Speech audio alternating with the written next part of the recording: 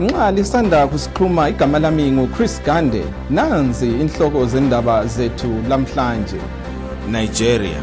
Ixuku lamantombazana athunjwa ngabahlamuki besiMuslim bahlangane loMongameli Muhhamadu Buhari esigodlweni iAbuja ngesonto.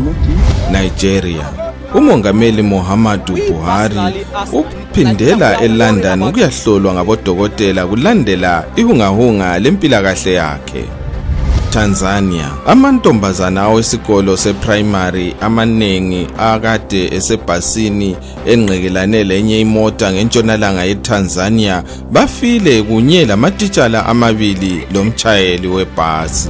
Sudan.